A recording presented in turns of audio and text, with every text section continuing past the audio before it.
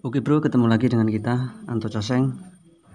Kembali pertemuan kali ini kita akan membahas tentang salah satu sensor yang ada dalam sistem EV atau injeksi, khususnya injeksi bensin di sini ya.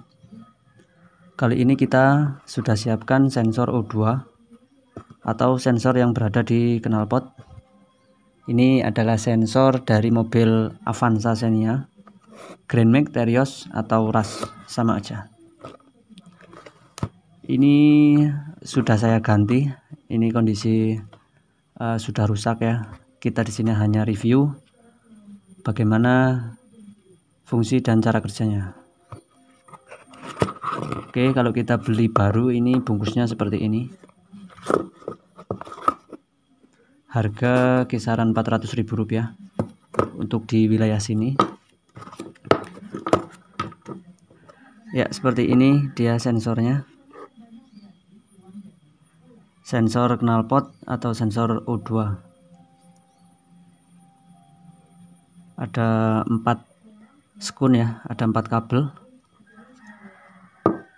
Di sini kabelnya hitam 2, putih dan biru. Jadi 4 kabel. Di sini ada tulisan kodenya. Ini asli bawaan dari pabrik, bawaan kendaraan. Oke, Denso bawaannya ya. Serta di sini kita sudah siapkan wiring diagramnya. Nanti kita akan jelaskan. Oke, sebelum kita jelaskan wiring diagramnya, di sini saya akan menjelaskan dulu tentang fungsi serta cara kerjanya. Sensor O2 ini atau sensor oksigen ini berfungsi untuk memeriksa atau mendeteksi emisi gas buang dengan cara mengukur kandungan oksigen di dalam gas buang atau di dalam knalpot. Sensor ini diletakkan di knalpot, biasanya dekat dengan mesin, karena sensor ini bekerja pada suhu 400 derajat Celcius. Jadi saat dingin sensor ini bekerjanya tidak akurat, karena sensor ini akan bekerja optimal di suhu 400 derajat Celcius. Jadi sensor ini mendeteksi agar campuran bahan bakar dan udara di dalam mesin itu ideal, yaitu di 14,7:1. Jadi campuran ideal dari sebuah mesin itu antara bahan bakar dan udara itu 14,7:1, itu idealnya. Jadi sensor ini menjaga agar pembakaran atau campuran bahan bakar dan udara itu tetap ideal. Lanjut, fungsi selanjutnya yaitu dengan adanya sensor O2 ini, maka konsumsi bahan bakar bisa jadi lebih irit serta ramah lingkungan. Jadi selain membuat kendaraan kita irit dan bertenaga, dengan adanya sensor ini gas buang dari kendaraan kita, yaitu asap yang keluar dari knalpot, gas yang keluar dari knalpot ya, ini akan ramah untuk lingkungan. Makanya ada Euro 2. Jadi adanya sensor ini akan menentukan keberhasilan atau layak atau tidaknya produksi sebuah kendaraan. Jadi sensor ini sangat penting karena tanpa adanya sensor ini maka gas buang dari knalpot akan berbahaya untuk lingkungan serta konsumsi bahan bakar akan boros. Nah, inilah salah satu sensor mengapa karburator, jenis mobil karburator dan injeksi itu berbeda iritnya. Untuk mobil-mobil karburator, untuk yang zaman lama itu rata-rata boros ya, jauh apabila dibandingkan dengan yang sudah memiliki sistem injeksi seperti Avanza Xenia ini. Dia lebih irit walaupun cc-nya sama. Oke, lalu apa ciri-ciri apabila sensor ini mati? Apabila sensor ini mati, ciri-ciri yang pertama adalah lampu mil atau lampu engine check yang di speedometer, biasanya berwarna kuning, gambar mesin, itu akan tetap nyala saat mesin hidup. Jadi dari berbagai kasus yang saya temui, apabila sensor ini mati, dia pasti memberitahu si pengemudi lewat lampu di speedometer. Lalu ciri-ciri yang kedua adalah konsumsi bahan bakar boros, karena yang menjaga campuran bahan bakar ideal itu adalah sensor ini, maka apabila sensor ini rusak maka konsumsi bahan bakar akan boros. Yang ketiga, sisa dari gas buang knalpot itu pedas di mata, artinya di sini kadar CO2-nya tinggi sehingga berbahaya untuk lingkungan. Matinya sensor ini atau tidak berfungsinya sensor ini tidak akan menyebabkan mesin tidak bisa dihidupkan. Bahkan apabila kita hidupkan mesin, putaran mesin seperti normal-normal saja. Hanya yang terlihat yaitu asap dari knalpot itu pedas, bahan bakar boros, dan lampu engine check nyala. Oke, sekarang kita masuk ke cara kerjanya. Jadi cara kerja dari sensor ini adalah oksigen sensor akan membandingkan jumlah kandungan O2 dari sisa pembakaran, yaitu yang di dalam knalpot ya, dengan O2 dari udara luar. Artinya kandungan oksigen dalam gas buang 0,3 sampai 3% dibandingkan dengan kandungan oksigen pada udara atmosfer atau udara luar, yaitu 20,8%. Kemudian hasil perbandingan dari O2 ini dikonversikan oleh salah satu komponen di dalam sensor ini dan menjadikannya arus listrik. Jadi bro, jika kandungan oksigen dalam gas buang sekitar 3%, artinya di sini campuran kurus ya. Campuran kurus itu lebih banyak udaranya daripada bahan bakarnya. Jadi kurang tenaga, terlalu kurus. Nah, di sini sensor O2 akan menghasilkan tegangan sebesar 0,1 volt. Jadi apabila campuran bahan bakar dan udara itu kurus, sensor ini akan menghasilkan tegangan 0,1 volt yang dikirimkan ke ECU.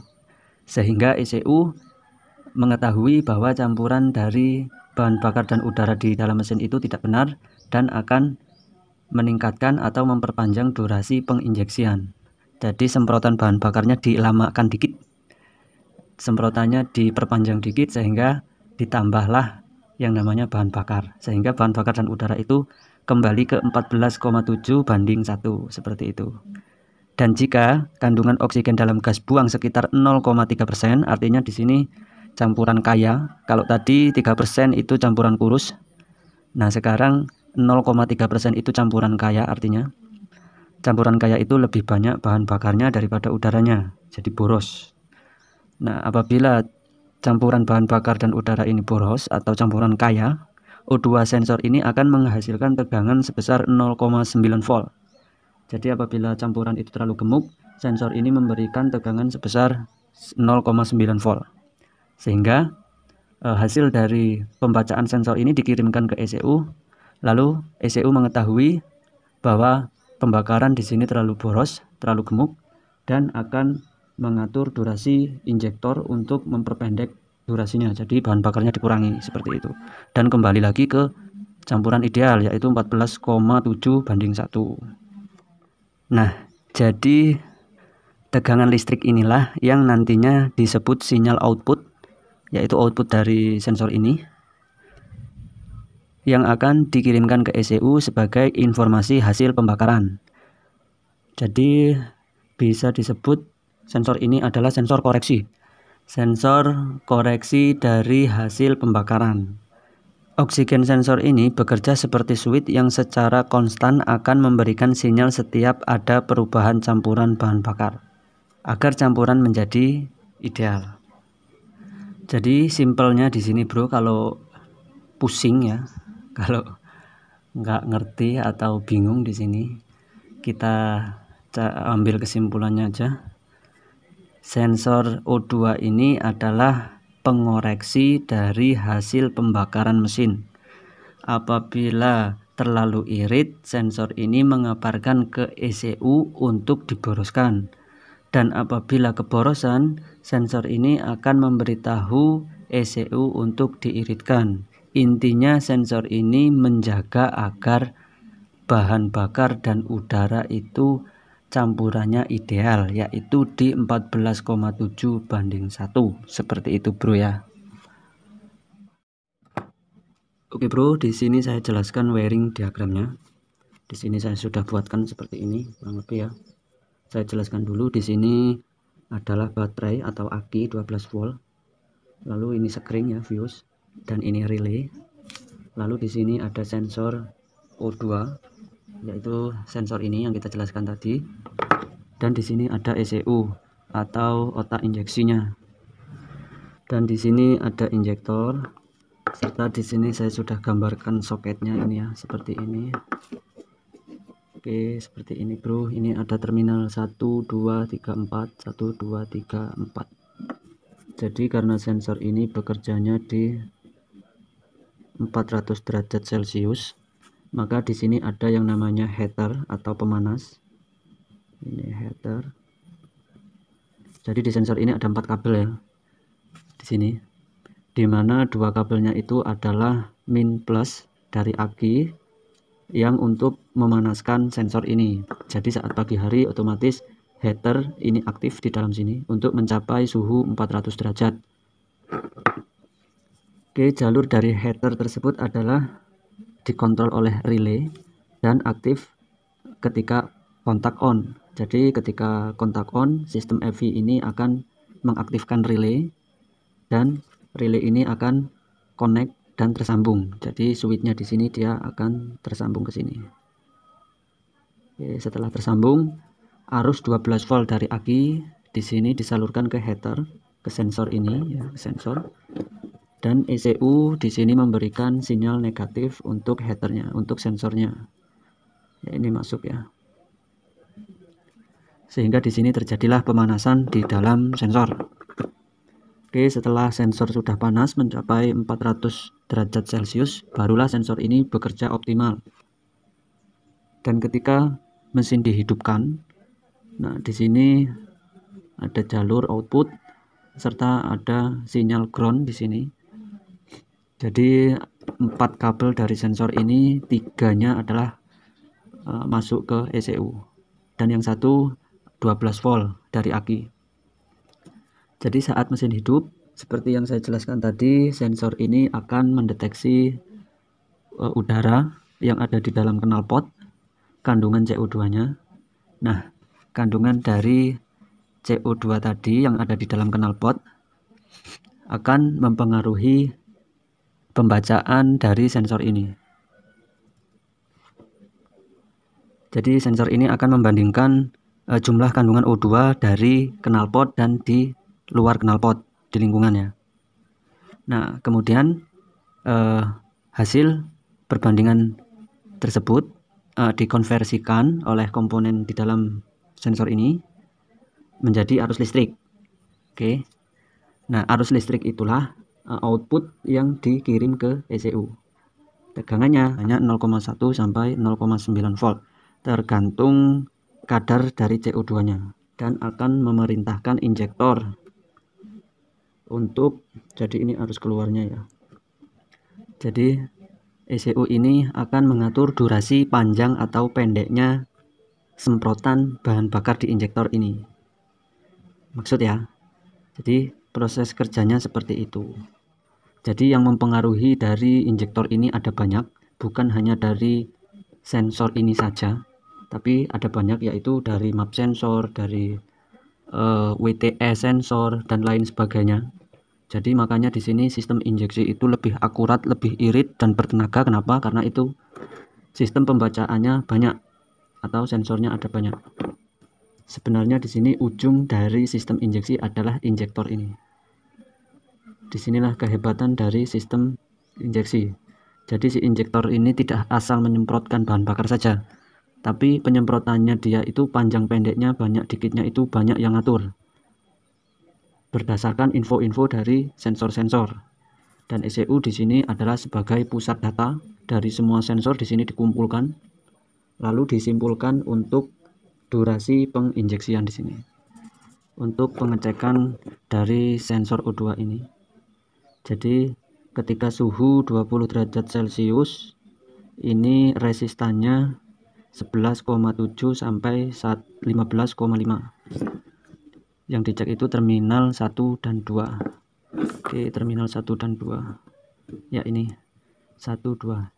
Jadi yang atas ini ya. Lalu yang kedua, ini selalu, artinya suhu, baik suhu dingin atau panas ya, selalu. Ini terminal 1 dan 4. Terminal 1 dan 4 ya, ini terminal 1 dan 4 menyilang bro, 1 dan 4. Ini resistannya adalah 10 kilo ohm atau lebih, jadi selalu 10 resistannya 10 kilo ohm atau lebih. Oke, di sini saya contohkan cara pengecekannya bro. Oke, di sini saya sudah siapkan multitester atau avometer. Kita setel ke 20K untuk cek resistan. Kita ikuti panduannya di sini antara terminal header 1 dan 2. 1 dan 2. 1 dan 2 itu yang atas dengan yang atas ini, bro. Tapi karena ini sensor sudah rusak, jadi tidak ada resistannya nanti ketika dicek. Cara ngeceknya di sini seperti ini contohnya. Oke, cara ngeceknya seperti ini, bro. Kita cek dengan avometer. Nah, ketika kita cek seperti ini, seharusnya di sini terbaca yaitu 11,7 sampai 15,5. Jadi kalau resistannya nanti di sini terbaca 11,7 atau 12,7 sampai maksimal 15,5, itu sensor ini masih baik, masih berfungsi dengan baik. Ini di sini kita ngetes headernya ya. Di sini header dari sensor yang saya bawa ini sudah mati, sehingga ketika kita cek tidak ada pembacaan dari avometer kita, tidak terjadi perubahan angka di multitester kita.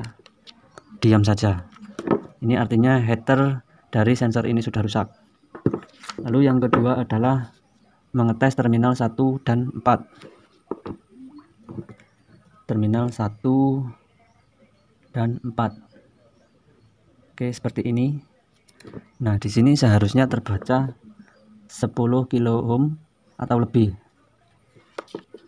Karena di sini sensor kita sudah rusak, maka ketika kita tes seperti ini tidak terjadi perubahan angka di multitester sini. Oke, seperti itu ya bro cara ngeceknya dan penjelasannya. Mungkin nanti kalau ada yang belum jelas silahkan bertanya di kolom komentar. Jangan lupa subscribe ya bro.